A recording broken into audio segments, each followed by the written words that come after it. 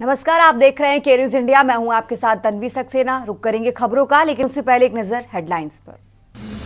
Budget सत्र का चौथा दिन आज। पीएम मोदी आज राष्ट्रपति के अभिभाषण पर देंगे जवाब। सोनिया गांधी पप्पू यादव के खिलाफ विशेषाधिकार हनन आ सकता है प्रस्ताव। गृह मंत्री अमित शाह की अहम बैठक आज। जम्मू कश्मीर में सुरक्षा के मुद्दे पर करेंगे बैठक। जम्मू कश्मीर के उपराज्यपाल, पुलिस महानिदेशक होंगे शामिल।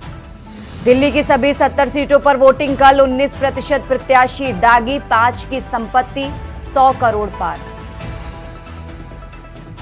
हरियाणा कैबिनेट बैठक आज। अनिल विज के आने पर संशय। सीएम समर्थकों को गद्दार बता चुके। 80 लाख का वॉल्वे छोड़ने के संकेत। हरियाणा में निकाय चुनाव की घोषणा आज। मुख्य निर्वाचन अधिकारी ने शाम 4 बजे बुलाई प्रेस कॉन्फ्रेंस। 8 निगम, 26 नगर परिषद पालिका में होगी वोटिंग।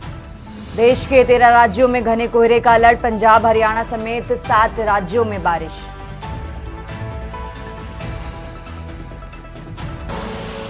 आप देख रहे हैं के न्यूज, खबरों का सारथी।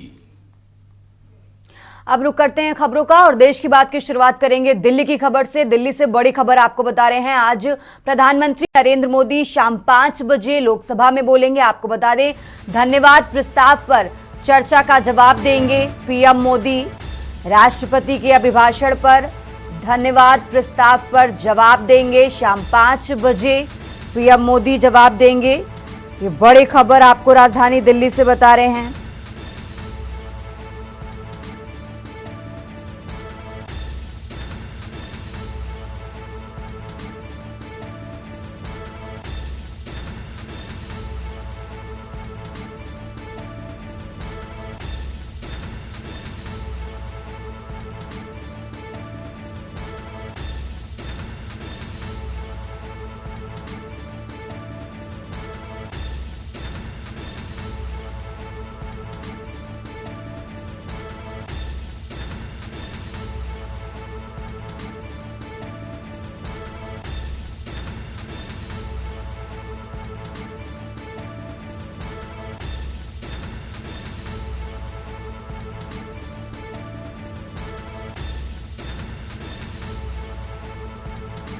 तो ये बड़ी खबर आपको बता रहे हैं। बजट सत्र का आज चौथा दिन है। लोकसभा में राष्ट्रपति के अभिभाषण पर जवाब देंगे पीएम मोदी। और इसी खबर पर ज्यादा जानकारी के लिए हमारे साथ दिल्ली से विशेष संवाददाता अखिलेश जी हमारे साथ जुड़ गए हैं। अखिलेश जी, आज प्रधानमंत्री नरेंद्र मोदी लोकसभा में जवाब देंगे और पूरे आसार हैं कि आज वो कांग्रेस और राहुल गांधी पर जमकर भड़कते नजर आएंगे। अखिलेश जी,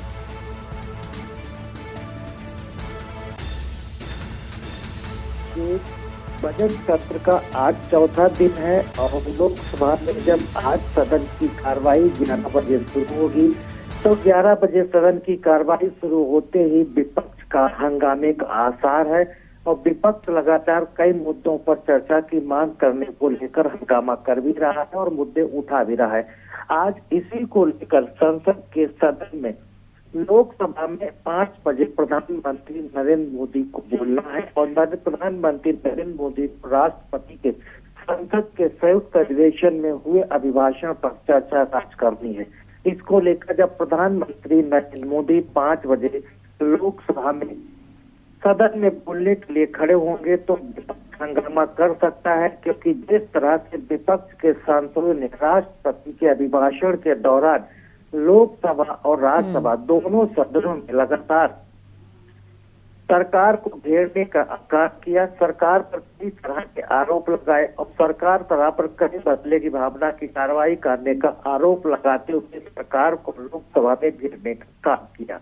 अब बारी प्रधानमंत्री यानी सत्ता पक्ष की है। प्रधानमंत्री जब 5 बजे आज लोकसभा में राष्ट्रपति के अभिभाषण पर बोलने के खड़े होंगे तो प्रधानमंत्री उन सभी का चुन चुन जवाब देंगे और राष्ट्रपति के अभिभाषण पर देश की तस्वीर, विकास की तस्वीर और सरकार की जो काम करने की एक तस्वीर है उसको पेश करते हुए हर विपक्षी सांसद ने जो सरकार पर सवाल उठाए हैं उनके जवाब के तौर पर प्रधानमंत्री का आज चर्चा के दौरान बोलते नजर आएंगे और विपक्षी पार्टियों और उनके सांसदों को कटघरे में खड़ा करते दिख सकते हैं। लेकिन इस समय सत्ता पक्ष विपक्ष सांसदों के बीच नोक झोंक तीखा हंगामा देखने को मिल सकता है। बिल्कुल बिल्कुल अखिलेश जी, आप हमारे साथ बने रहिए, हम आगे भी आपसे अपडेट लेते रहेंगे। और ये बड़ी खबर आपको बता रहे हैं दिल्ली से। आज लोकसभा में धन्यवाद प्रस्ताव पर जवाब देंगे प्रधानमंत्री नरेंद्र मोदी। शाम 5 बजे का समय जब वो लोकसभा में जवाब देते नजर आएंगे। ये बड़ी खबर आपको बता रहे हैं। आज बजट सत्र का चौथा दिन है और आज प्रधानमंत्री नरेंद्र मोदी लोकसभा में राष्ट्रपति के अभिभाषण पर धन्यवाद प्रस्ताव पर जवाब देंगे।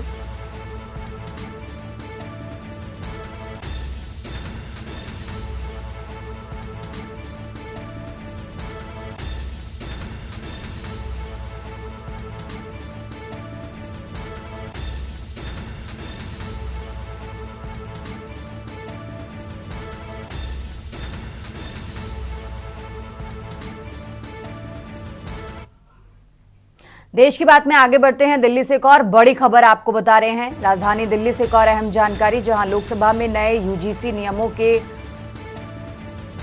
खिलाफ नोटिस दिया गया है। लोकसभा में कांग्रेस के सचेतक हैं मणिकम टैगोर, जिन्होंने यूजीसी के खिलाफ नोटिस दिया।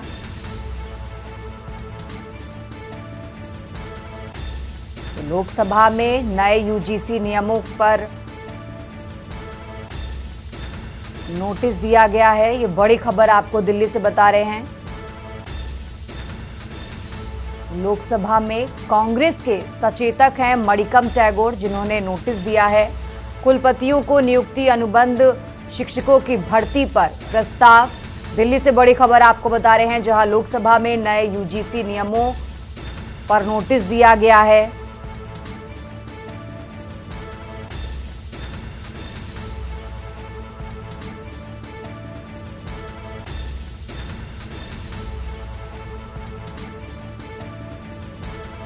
और ज्यादा जानकारी के लिए हमारे साथ अखिलेश जी लगातार जुड़े हुए हैं। अखिलेश जी, लोकसभा में नए यूजीसी के नियमों के खिलाफ नोटिस दिया गया है, और क्या कुछ जानकारी आपके पास दर्शकों को बताएं। अखिलेश जी, देखिए, लोकसभा में कांग्रेस के नेता मणिकम टैगोर के तरफ से संसद में एक स्थगन प्रस्ताव का नोटिस दिया और सभी कामकाज को स्थगित करके सीधे चर्चा कराने की मांग की गई। और इसमें कहा गया कि सरकार की तरफ से यूजीसी के नियमों में इस तरह की ढील दी गई, जिसमें यूनिवर्सिटी के कुलपति अपनी मनमर्जी से शिक्षकों के अनुबंध पर प्रक्रिया कर सकते हैं, उनके अनुबंध की तैनाती कर सकते हैं। इसको लेकर उन्होंने कहा कि ये जनता के हित में नहीं, इसमें बदलाव किया जाए और सरकार ने मनमाने तरीके से इनको तैयार किया है। इस पर चर्चा कराने की मांग की आम सांसद सभी की तरफ से संसद में इस पर चर्चा कराई जाए, ताकि सरकार के तरफ से जो यूजीसी के नियमों को लेकर जो प्रस्ताव किया गया है, जिस तरह के प्रस्ताव बने हैं, जिसके तहत शिक्षकों और कुलपतियों के द्वारा काम किया जा रहा है, इस पर पूरी आम सांसदों के द्वारा अपनी चर्चा और सुझाव सरकार को दिए जाए, जिसके आधार पर सरकार आगे का प्रस्ताव तैयार कर और यूजीसी के नियमों में बदलाव करे। इसको लेकर मणिकम टैगोर जो कांग्रेस के सांसद हैं, उनकी तरफ से ये स्थगन प्रस्ताव का नोटिस आज लोकसभा में दिया गया है और चर्चा पर मांग की है। बिल्कुल अखिलेश जी, आप हमारे साथ बने रहिए, हम आगे भी आपसे जानकारी लेते रहेंगे। और ये बड़ी खबर आपको दिल्ली से बता रहे हैं, जहां लोकसभा में यूजीसी नियमों के खिलाफ प्रस्ताव दिया गया है। कांग्रेस के सचेतक मणिकम टैगोर ने प्रस्ताव दिया है। ये बड़ी खबर आपको दिल्ली से बता रहे हैं।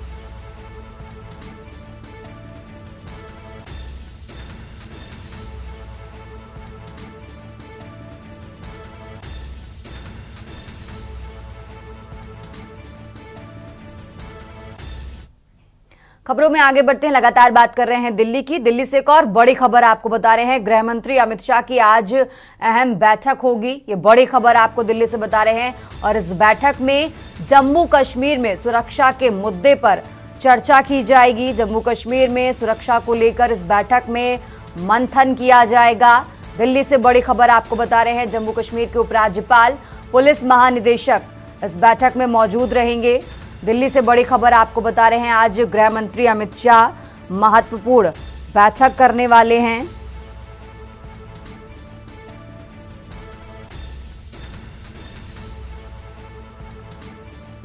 और इस बैठक में जम्मू कश्मीर में सुरक्षा को लेकर चर्चा की जाएगी, जिसमें जम्मू कश्मीर के उपराज्यपाल, पुलिस महानिदेशक मौजूद रहेंगे।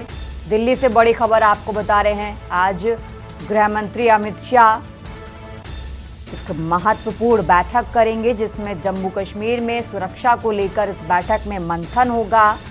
जम्मू कश्मीर के उपराज्यपाल, पुलिस महानिदेशक इस बैठक में शामिल होंगे।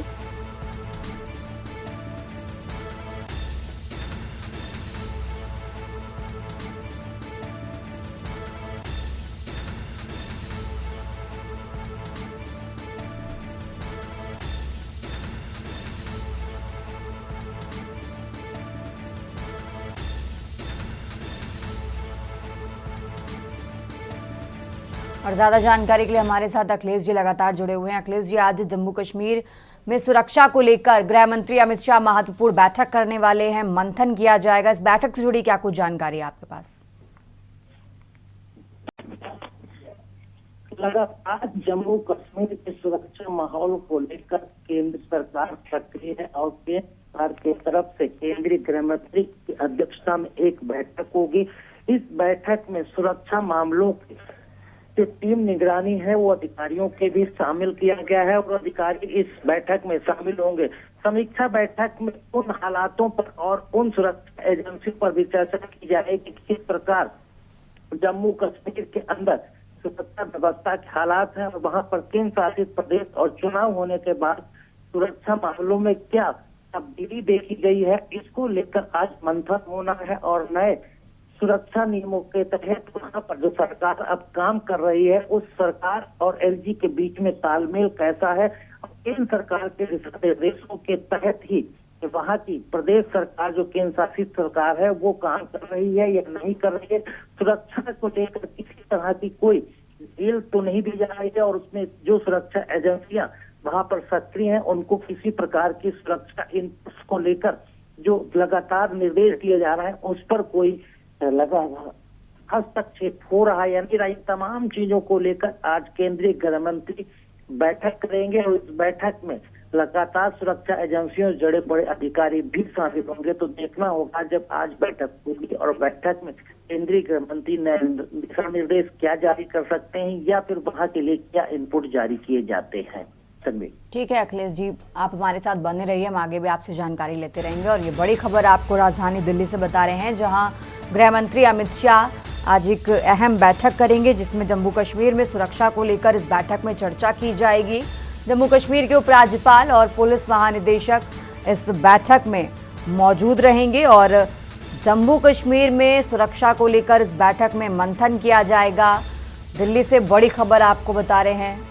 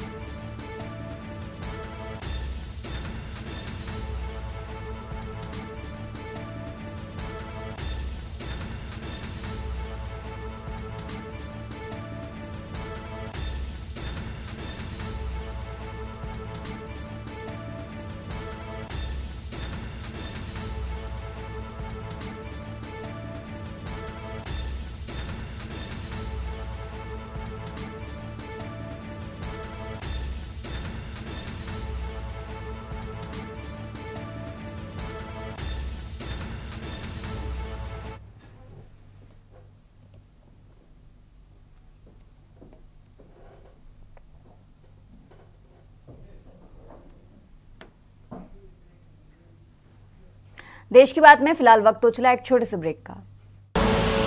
आप देख रहे हैं के देश की बात में एक बार फिर से हाजिर है। रुक करते हैं खबरों का। लगातार बात कर रहे हैं दिल्ली की। दिल्ली से एक और बड़ी खबर आपको बता रहे हैं, जहां 5 फरवरी को दिल्ली चुनाव के लिए मतदान होगा। दिल्ली में 5 फरवरी को अवकाश घोषित किया गया है। ये बड़ी खबर आपको दिल्ली से बता रहे हैं, जहां 5 फरवरी को सभी सरकारी गैर सरकारी संस्थाएं बंद रहेंगी। दिल्ली में 5 फरवरी को अवकाश घोषित किया गया है। दिल्ली की 70 विधानसभा सीटों पर 5 फरवरी को वोटिंग होगी और इसी को लेकर सभी सरकारी गैर सरकारी संस्थाओं में अवकाश रहेगा।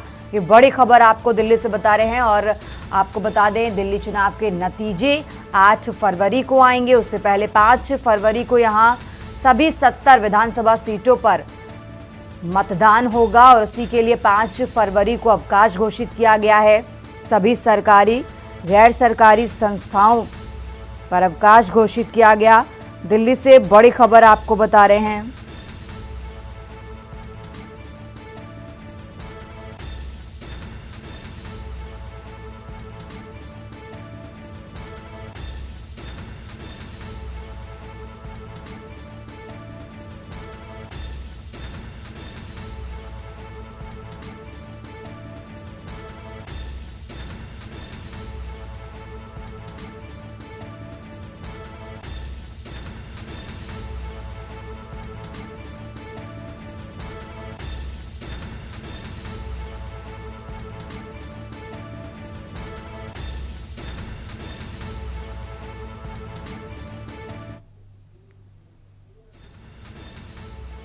और इसी खबर पर ज्यादा जानकारी के लिए हमारे साथ अखिलेश जी जुड़े हुए हैं।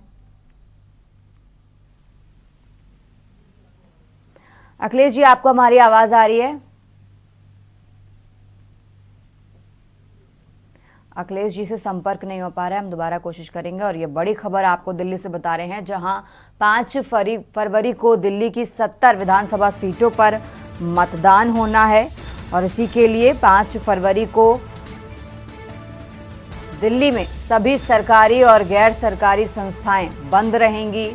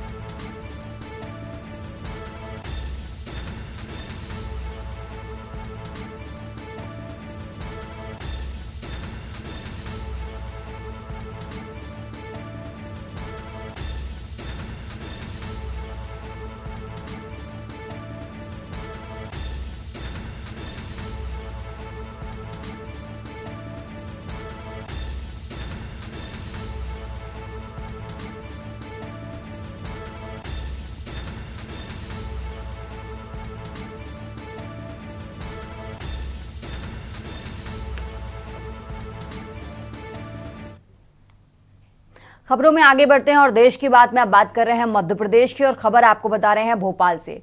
मध्य प्रदेश सरकार का बड़ा कदम, 12वीं के टॉपर्स को मिलेगा ई स्कूटी का तोहफा। सीएम मोहन यादव कल टॉपर्स को ई स्कूटी का तोहफा देंगे। करीब 7,900 छात्रों को बांटेंगे ई स्कूटी। शासकीय विद्यालयों के सर्वश्रेष्ठ छात्रों को निशुल्क ये स्कूटी बांटेंगे, ये बड़ी खबर आपको बता रहे हैं।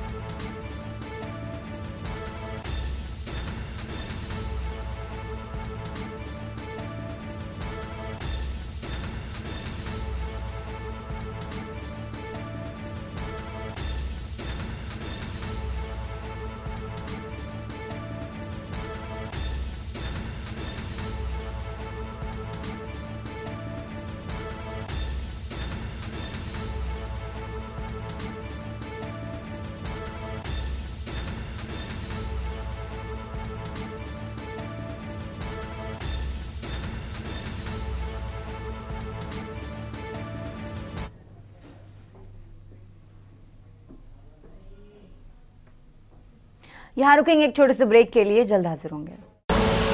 आप देख रहे हैं के न्यूज। ब्रेक के बाद एक बार फिर से हाजिर हैं, रुक करते हैं खबरों का। और देश की बात में बात कर रहे हैं उत्तर प्रदेश की, और खबर आपको बता रहे हैं रायबरेली से।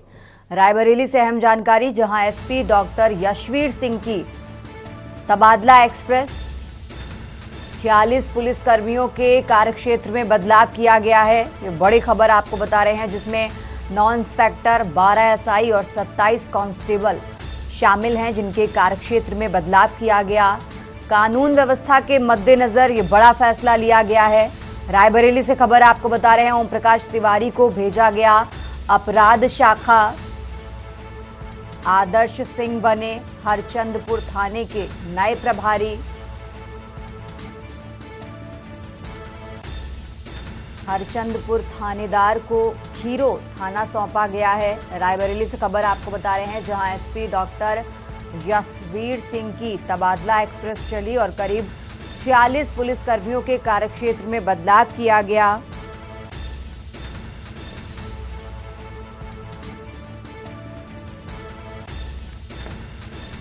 कानून व्यवस्था के मद्देनजर ये बड़ा फैसला लिया गया है।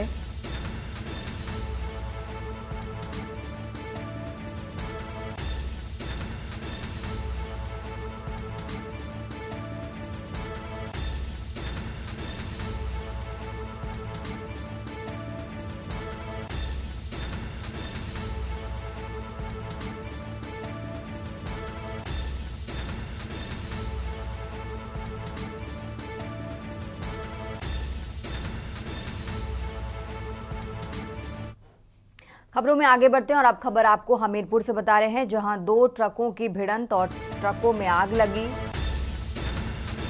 चालक सहित 3 लोगों की इस हादसे में मौत हो गई है और साथ ही 2 घायल हुए हैं, जिन्हें अस्पताल में इलाज के लिए भर्ती कराया गया है। जोरदार टक्कर की वजह से ट्रकों में भीषण आग लगी। मौदहा कोतवाली के नेशनल हाईवे 34 का ये मामला आपको बता रहे हैं।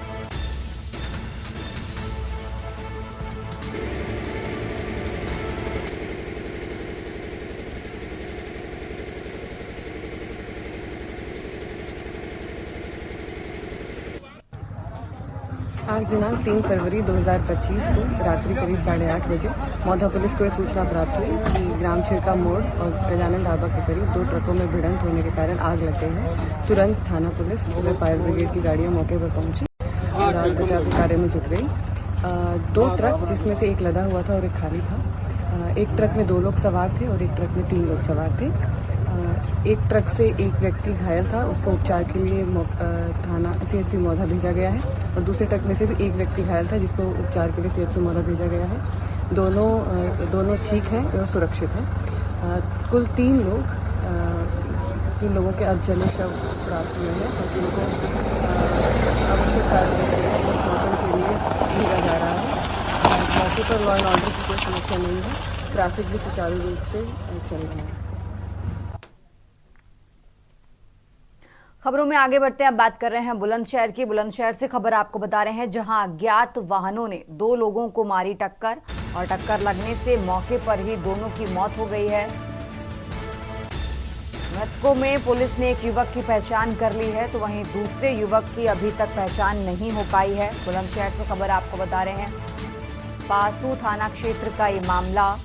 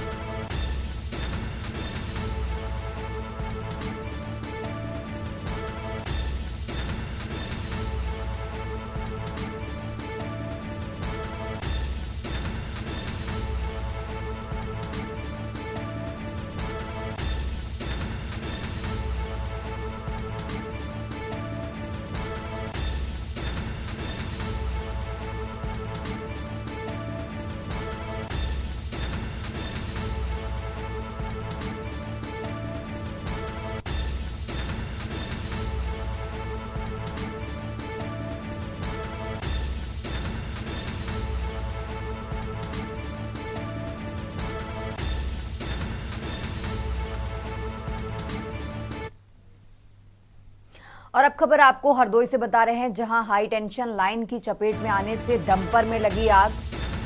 डंपर चालक ने कूदकर अपनी जान बचाई और साथ ही फायर ब्रिगेड की टीम ने आग पर काबू पाया। संडीला कोतवाली की नवीन मंडी के पास ये हादसा हुआ।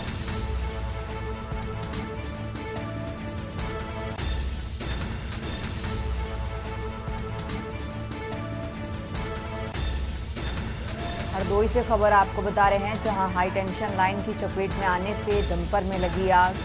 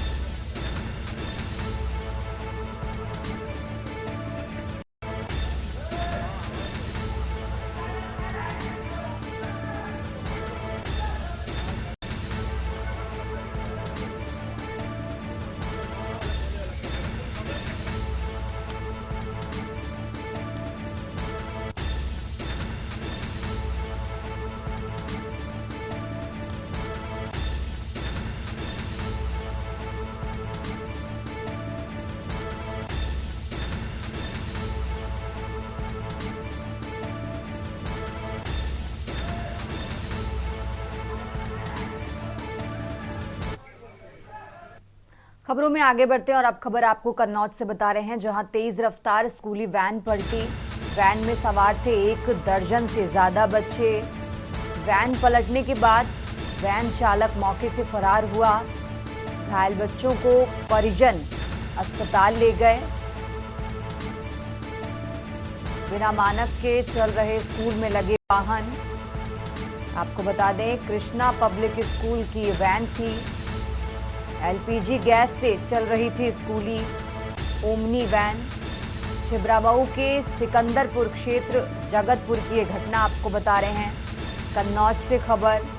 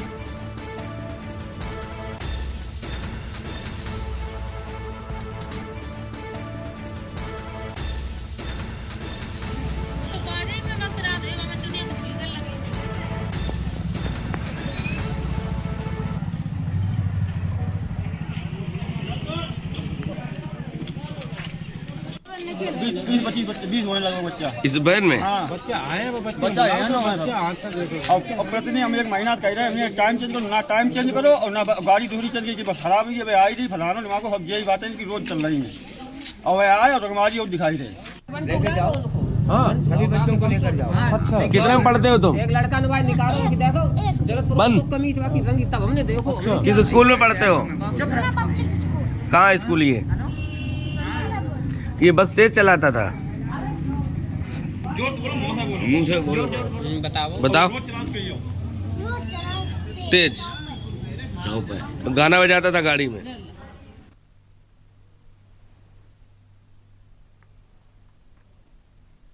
रुक करते हैं अगली खबर का। नोएडा पुलिस ने प्रतिष्ठित कोचिंग संस्थान फिटजी के खिलाफ गंभीर वित्तीय अनियमितताओं का पर्दाफाश किया है। अभिभावकों की शिकायत के आधार पर पुलिस ने सेक्टर 58 और ग्रेटर नोएडा के नॉलेज पार्क थानों में फिटजी के मालिक डीके गोयल सहित 12 लोगों के खिलाफ आपराधिक साजिश और विश्वासघात के आरोप में एफआईआर दर्ज की है।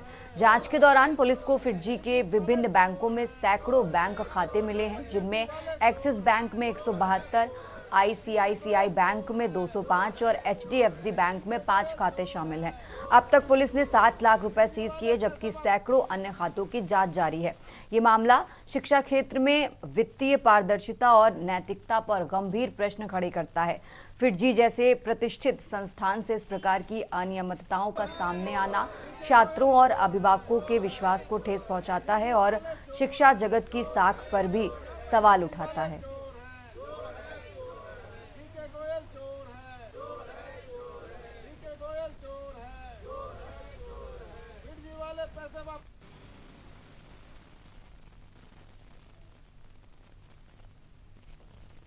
देखिए, फिटजी के मामले में हमें बहुत सारे खातों की जानकारी मिल गई है, जिनको सीज कराने की प्रक्रिया हम कर रहे हैं। इनका अमाउंट, चूंकि ये सारे खाते कारपोरेट हैं, इसलिए इनकी जानकारी मुंबई से की जा रही है कि कितना अमाउंट इनमें है। अब तक 250 से ज्यादा अभिभावकों ने अपने बयान दर्ज करा दिए हैं। हमने जो पूर्व इनमें टीचर्स थे, जो पढ़ा रहे थे, स्टाफ था, उनके लिए नोटिस जारी किया है, जिसमें 31 संख्या थी उनकी। मालिक जो इनके हैं और जो पूरे मैनेजमेंट के हैं, उनको भी नोटिस इशू किया गया है और उनके बयान अंकित किए जा रहे हैं और इसमें हम जल्द ही और भी कार्रवाई करेंगे। और अब खबर अलीगढ़ से है, जहां अलीगढ़ के थाना दादो क्षेत्र के दादो गांव के पास तेज रफ्तार अज्ञात वाहन ने बाइक सवार दंपति को टक्कर मार दी। इस दुर्घटना में जहां उमेश यादव नामक व्यक्ति की मौत हो गई, वहीं उनकी पत्नी घायल हो गई। जानकारी के मुताबिक दादो निवासी 44 वर्षीय उमेश यादव अपनी पत्नी के साथ रविवार शाम करीब 7 बजे बाइक से ससुराल जा रहे थे। गांव से कुछ दूरी पर तेज रफ्तार अज्ञात वाहन ने उनकी बाइक को टक्कर मार दी। घटना के बाद पुलिस ने शव को पोस्टमार्टम कराकर परिजनों को सौंप दिया और मामले की जांच शुरू कर दी है। पुलिस अब आरोपी वाहन की तलाश में जुटी है।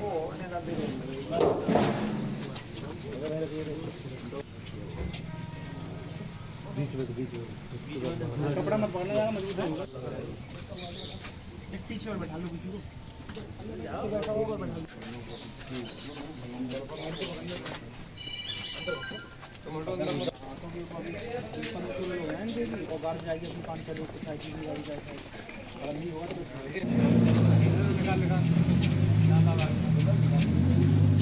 कहना कोई भी जरा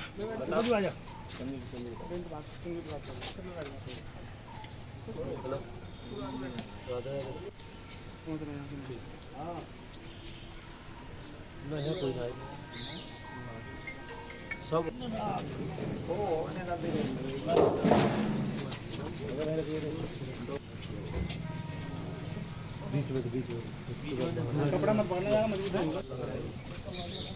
एक पीछे और बैठा लो किसी को।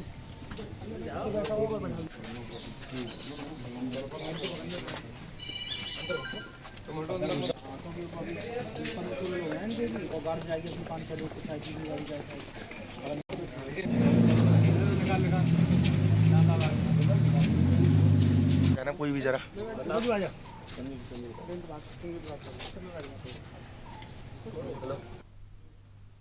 खबरों का सिलसिला लगातार जारी है। फिलहाल यहाँ रुकेंगे एक छोटे से ब्रेक के लिए। आप देख रहे हैं के न्यूज, खबरों का सारथी।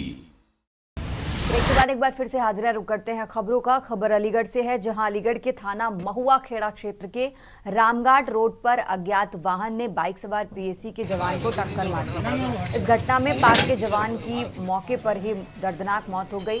प्रयागराज निवासी करीब 30 वर्षीय अर्जुन सिंह 38वीं वाहिनी में सिपाही के पद पर तैनात थे। रविवार रात करीब 9 बजे अर्जुन पीएसी कैंप से निकलकर बाइक से सामान लेने जा रहे थे।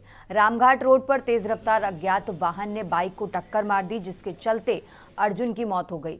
घटना के मुताबिक पुलिस ने सोमवार को पोस्टमार्टम के बाद शव परिजनों को सौंप दिया है और पुलिस आगे की कार्रवाई में जुटी हुई है।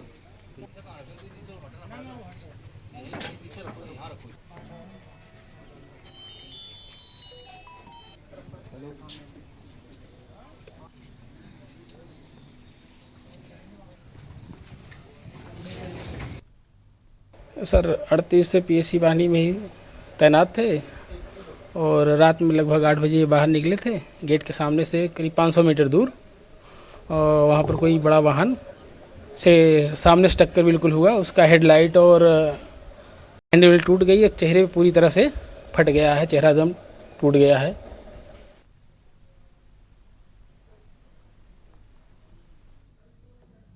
और अब खबर अलीगढ़ से है, जहां सिविल लाइन थाना क्षेत्र में ट्रेन की चपेट में आने से इटावा के युवक की ओमवीर नामक युवक की मौत हो गई है। मृतक युवक फाइनेंस सेक्टर में काम करता था। युवक बीते रविवार को दिल्ली से इटावा अपने घर जा रहा था। अलीगढ़ रेलवे स्टेशन से पहले युवक अचानक ट्रेन की चपेट में आ गया। पुलिस ने पोस्टमार्टम के बाद शव परिजनों को सौंप दिया है, जिसके बाद परिजन शव लेकर इटावा के लिए रवाना हो गए हैं।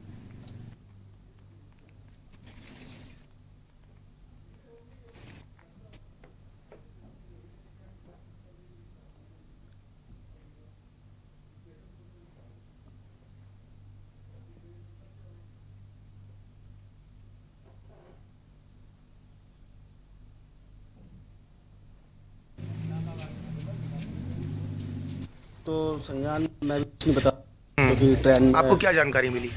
मुझे तो जानकारी से फ़ोन आया वहाँ से कि भाई ऐसे ऐसे, जब सिम वगैरह डाल के कुछ भी किया हो, क्योंकि मोबाइल भी डैमेज था, पता नहीं क्या पता लगा?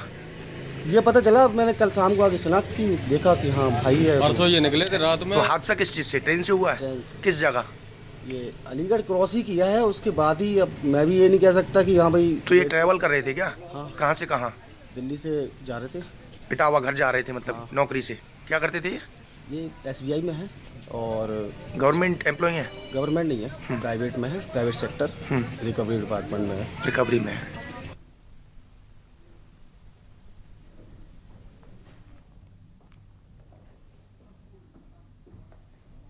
देश की बात में फिलहाल इतना ही। आप देखते रहिए के न्यूज़ इंडिया।